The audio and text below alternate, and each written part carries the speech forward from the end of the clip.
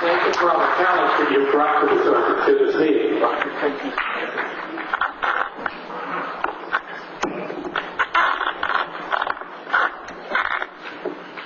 There we go. My name is John Moynihan. Back in 1972, I helped organize a intentional community known as the People of the Promise in the Boston area. We've been kind of vagabonds as far as our location. We've met all over the area, and our members come from all over the area. But for the last 20 years or so, we've been blessed by being in Belmont, Massachusetts, at the Oddfellows Lodge. And I think it's a very fitting place for us to meet, both by its name, but also because it's a wonderful location to worship. The title, I noticed, is a 2009 gathering embracing and shaping our future. I think they ought to change the title to a gathering of giants. And at the first giants, I'd like to recognize as the organizing committee. They've done one spectacular job of putting this together.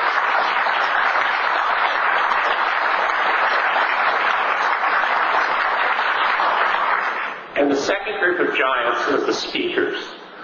The speakers that we've heard so far are the speakers we're about to hear.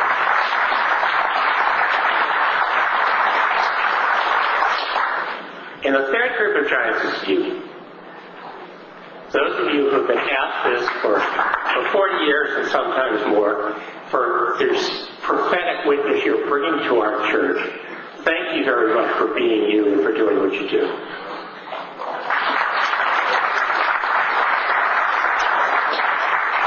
But most of us are the old giants, and I'm pleased to note that we have some young giants. There is a group from Minnesota that has recently started up an IEC, and I'm pleased to note that they're going to have one of the discussion sessions tonight. But they come from St. Stephen's Parish in Minneapolis, and I would like to acknowledge them.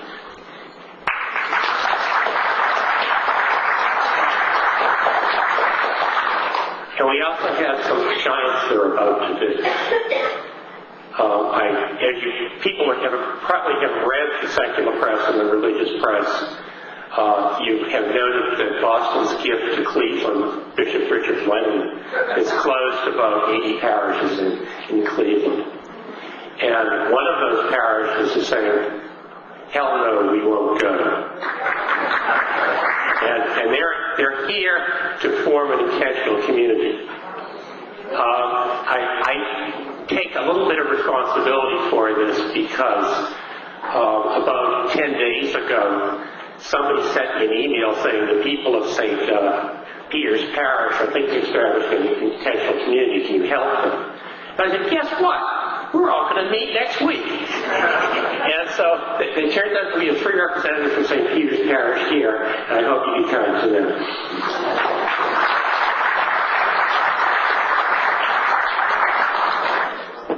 Now it's time for what I call the shameless commerce division. How many fans do we have here of Car Talk? Any Car Talk fans? For those of you who don't know, Car Talk is a radio program on public radio on the boring subject of repairing cars. I mean, that's really snoozeville as far as I'm concerned. Except for the hosts. The hosts are hilarious. And they come from my fair city. And they talk about the things they have to sell, and they call it the Shameless Commerce Division. Well, I'd like to engage in the Shameless Commerce Division here tonight. We have a speaker, Joe Nangle, and he has 2 books. I think one of them is here and one is not. But one is called Birth of a Church, which talks about his work in Peru. Another is called Engaged Spirituality, Faith, Life, and the Heart of the Empire. And I'm sure, once you hear Joe talk, you're all going to be rushing out to buy his books. And I got these on Amazon, so if you can't find them here today, you can go to Amazon and get them. And also Bill Callahan from the Coyote Center published a book.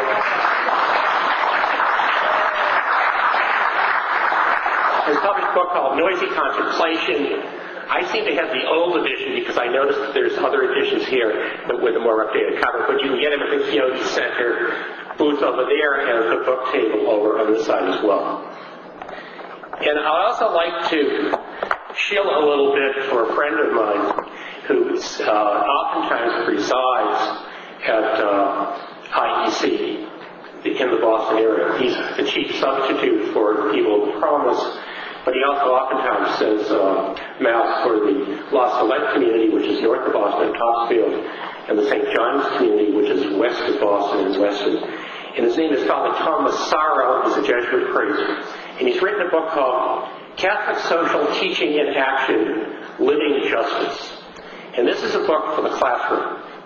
This is a book that is used in many high school and college programs of Catholic social justice.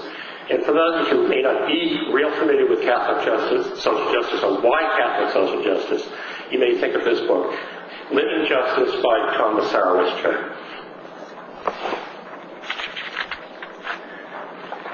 Now, here's the drill. We have four giants here to talk about their experience in social justice. They are not only giants unto themselves, but the organizations they represent are also gigantic, wonderful organizations. They're each going to have about 7 or 8 minutes to talk about their work and their organization. Then we'll get into a program where we'll talk about why social justice, why Catholic social justice, and why social justice within an IEC. And then we'll conclude that with a Q&A period. For the first discussion period, it's going to be held right here. So we'll move down, we'll ask you to move center forward, and we'll have a discussion period here in the front of the room.